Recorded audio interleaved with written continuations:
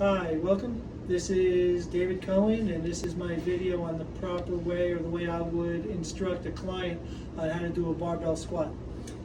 So first thing we'd like to see is proper positioning of the bar on the shoulders.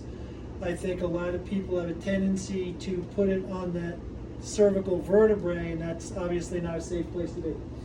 So I'm going to instruct my client to bring that bar down to the meaty part of the shoulders where it is safe. Okay?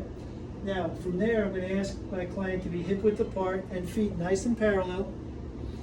And I'm going to watch her do this with no weight, so we know what modifications or what corrections we need to make before we load this exercise up with weight. So go ahead and squat for me, please, if you would.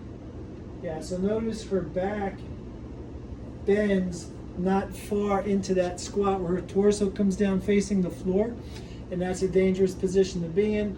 We need to do some lumbar lengthening and stretching in order to make this a safer lift for this client.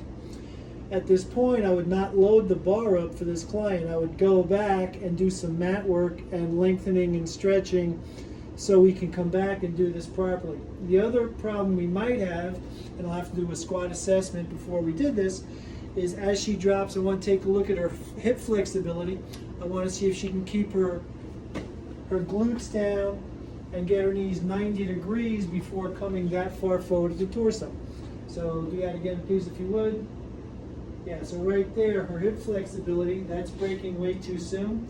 She should be able to keep her back and chest up slightly and drop more here in order to really make that correct. So before I loaded this particular client up on a barbell squat, we've got some work to do on the TFLs and the lumbar spine, maybe some lower rhomboids, those kinds of things, to get more flexibility before we go ahead and do this lift with heavy weight. But that's the way I would cue it. Torso up, shoulders up, bar in the proper place, excuse me, and try to get the knees down 90 degrees before the back breaks out of position. And that's the way I would show that. Thank you.